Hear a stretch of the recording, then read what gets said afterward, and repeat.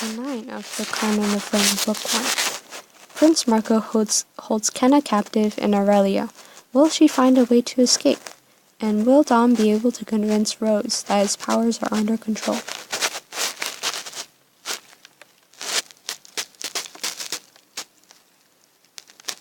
Chapter 9. The Escape.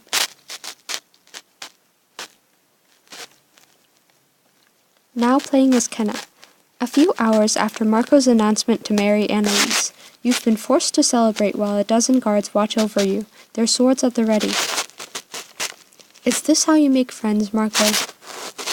Marco sits at the head table next to Annalise. Silence. You'll speak when spoken to. I control the city, and I control you. My lord, we've rounded up all the able-bodied Aurelians. Excellent. If you'd had the stomach for it, Kenna, these people would have been yours for the taking. I'm not like you, Marco. I don't need slaves to do my fighting. You're fighting? Your time for fighting is over. You've lost.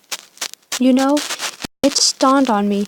After having the pleasure of killing your mother, I get the joy of killing you too. Tell me, how does that feel? It feels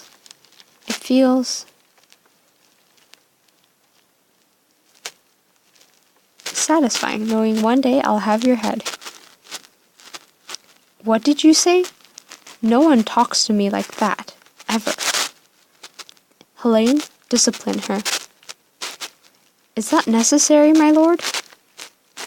Are you questioning my orders? Yeah. No, my lord, of course not. Helene marches over to you and slaps you hard across the face. Ah! Well, we're having fun now. How come no one else is? You know what would make it more fun? If you served me. Yes, my lord. Not you, you simpleton. You're my bride, not my servant. I'm talking to her, the sad little queenling. You're going to pour my wine.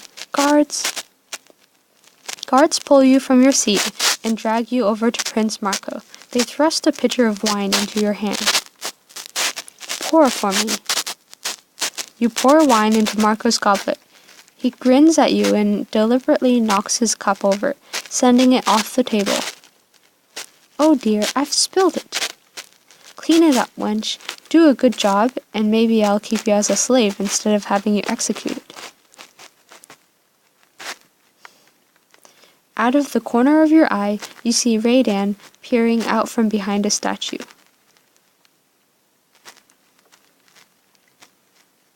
I've got to distract Marco so he doesn't spot Raydan. My prince. Oh, you should marry me, not Annalise. Yeah, let's go with that. You're not being serious. Summoning all your will, you gaze into his eyes with faint longing. Okay. I don't believe he'll buy this. No way. Oh, but I am, my lord. There's no denying how much I'm supposed to hate you, but you've used your superior cunning to outwit me here. Just think, an alliance between you and me would solidify your rule of Stormholt. You'd get power and prestige all in one cunning move. No one would dare rise against us. And you want this? Yes, now that I know just how powerful you are. And handsome. Your attempts at flattery, while amusing, are transparent. Did you really think you could charm your way out of your execution? No, but I did think I could distract you. Distract? Hurt. Suddenly, one of Marco's guards falls face down, a dagger protruding from his neck. Raydan emerges from the shadows, plunging another dagger through a soldier's eye slit. Hark. Escape! This way! Leon leaps up, smashing into smashing into another soldier and knocking him to the ground. Hurrah! Ah! It's where... Seizing upon Marco's shock, you run to Radan and escape. This way. You turn and run towards Radan, your friends close behind you. Let's go, while we're all still breathing. As more guards pour into the hall, you pull Annalise from her seat and drag her out with you. But my people! Later, right now we need to save ourselves. You look back at Marco, his eyes daring you to stand and fight. There will be a time for him, my queen. Now is not it. Many more are coming. A guard leaps at you, but Gabriel knocks him out with a series of quick blows. Together, you all rush out of the banquet hall, heading toward the narrow path leading out of the city. I'll be back for you, Marco. I swear it. Now playing as Dominic. In the early morning, you hear a soft knock on your bedroom door. You open it. Dom, you wanted to talk? I did. Come in, please. I'll admit, I'm surprised you showed. I'm a little bit surprised to be here too. But I guess, when it comes down to it, I couldn't imagine you being something evil. Does this mean you're not scared of me anymore? Oh, I'm still scared half to death. But I'm here. I thought it might help if I showed you how my fire works. Would that be okay? Are you sure? Last time, it was a scary thing. I wasn't exactly myself then. When I get like that, the fire tends to have a mind of its own. I can control it more when I'm focused, when I'm really concentrating. Fire's like that, isn't it? I feel the same way about the castle oven. You set up a candle on a stool against the wall and stand opposite it. You're going to light the candle from way over here? Wait, what happens if you miss? I won't. Not as long as I concentrate. Trust me. You raise your hand, aiming at the candle. Small licks of flame dance around your fingers. What do? Concentrate. A small orb of fire begins to swirl within your palm. What do? Concentrate. The orb of fire grows and flames begin to dance at the tips of your fingers. Concentrate. A streak of fire flashes across the room, lighting up the candle. Dom, you did it! See? That wasn't so scary, right? Not at all. I mean, it's still strange, but it's like you said. I just have to trust you. And I do. As you lean forward to blow out the candle, your two shifts, and Rose catches a glimpse of your brand. You quickly cover it up. Sorry for staring. No, it's all right. I don't mind. My brand, I would stare too. Then, would it be all right if I see it?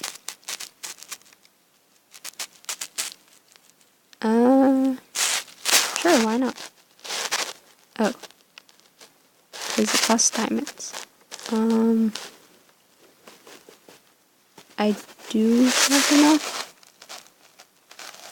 But then I wouldn't have any diamonds. And I feel like maybe there would be more important things to do later on. Like army-related things. So, sorry, Rose. I'd rather not. Oh, well, I understand. It must be hard not knowing about your own past. She steps closer to you. I thought you were afraid. Not anymore. She looks up at you and you...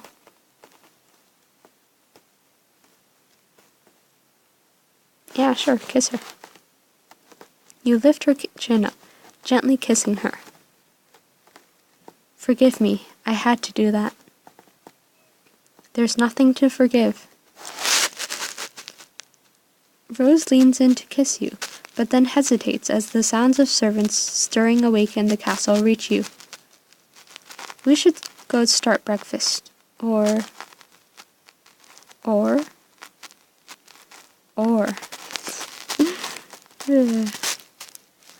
Someone will come for us soon enough if we stay here. There must be some place private we could go to continue this. Well, I do know a place where we can be alone. I should decline, and also Tristan would be really mad. I shouldn't. I see. I'll meet you in the kitchen soon? Yeah. Suddenly, there's a knock on the door. You open it, revealing a Navrakis soldier. Both of you, come with me. What's going on? Bartel's orders. Shut your mouth and move. You, Rose, Margaret, Tristan, and the rest of the servants are lined up in front of Bartel. Yesterday, I killed a hawk, carrying a message aimed at helping enemies of my prince. Oh no. Bartel picks at his teeth, eyeing all of you. The bird was delicious. A bit gamey, but delicious all the same. Grr. Someone nearby pinches you, and you regain your composure. You crane your head. Easy, Dominic. One of you is a spy. A spy with some powerful abilities. Bartel reaches forward and yanks Tristan from the line, holding him around the neck. No!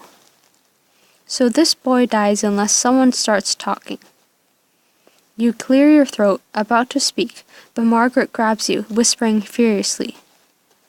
Listen, I love Rose and Tristan, but I love you too, like you are my second son. Bartel unsheathes the dagger, holding it to Tristan's neck. So you let me do what I'm about to do, Dom. You hear me? You let me do it. Wait, what are you going to? She's gonna turn herself in, isn't she? It was me. I sent the hawk. You, eh? What do you do?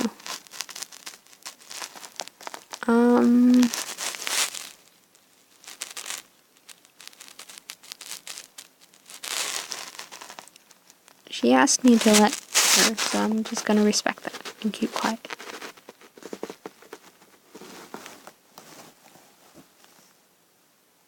Keep quiet. As difficult as it is, you hold your tongue. I don't buy it. You're not even literate.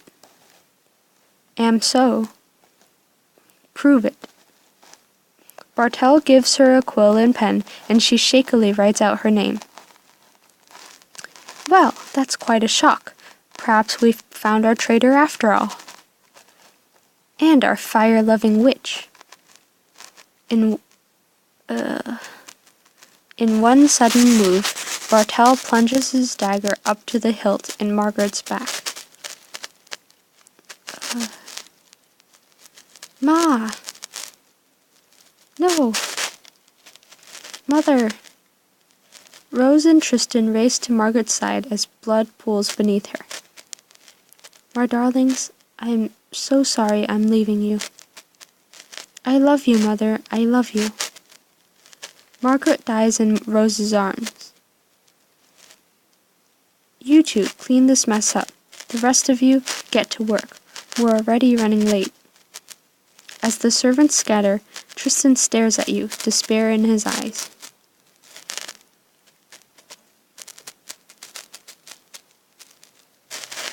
You are now playing as Kenna. Having escaped the Gilded City, you slow your horse just outside of camp.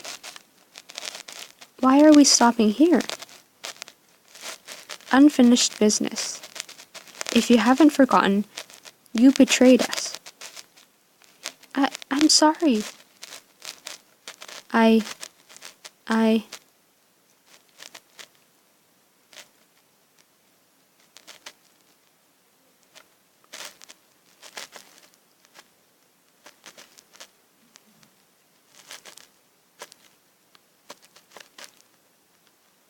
I mean, she was being stupid, but she was worried about her city, so I'll forgive you, but I'll keep an eye on you as well.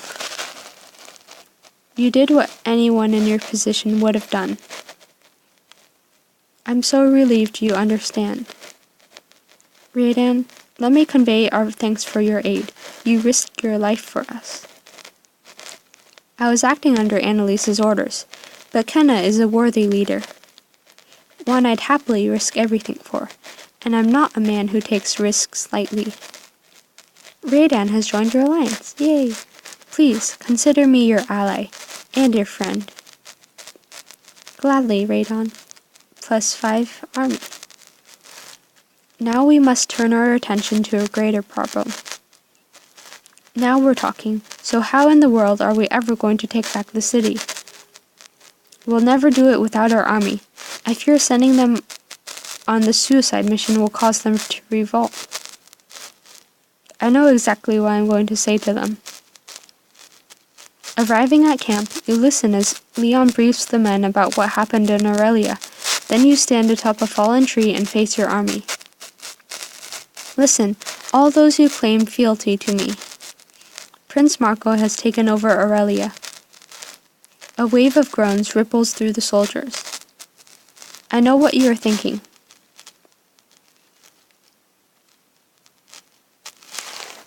Yeah, with Aurelia's gold, Marco will only grow stronger.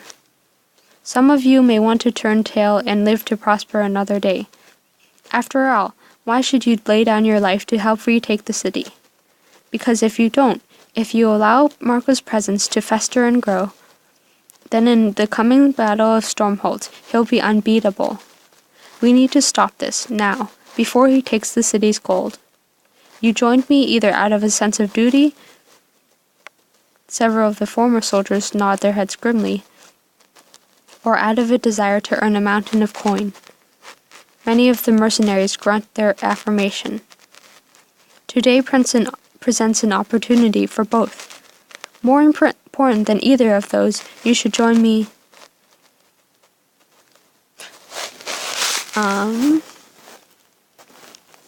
Marco is a pig's ass.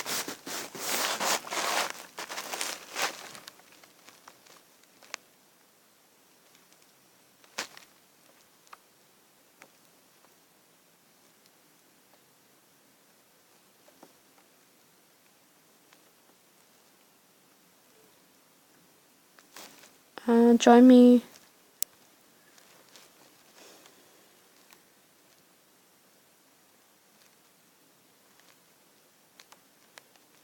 For the people of Aurelia. The city is filled with innocents, and we are their only hope right now.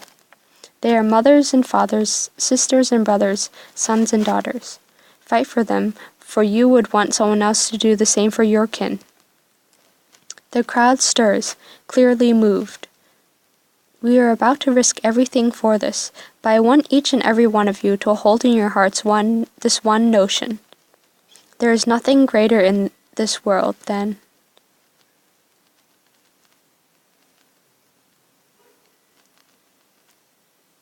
sure.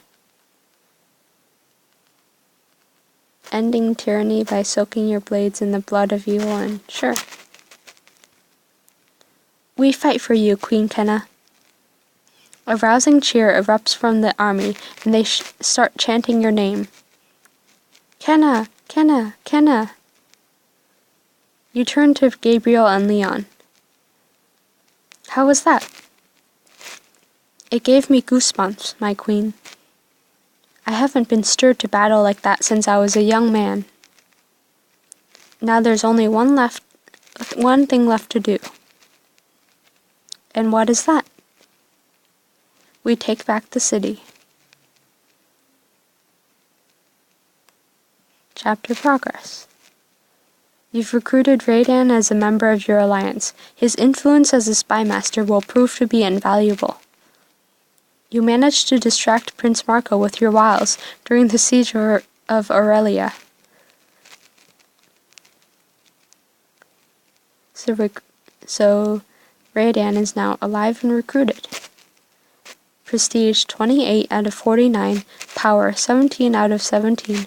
Weapons 5 out of 20. Allies 20 out of 35. Troops 43 out of 45. Significant choices 35 out of 100. Army score 148 out of 266. End of the chapter.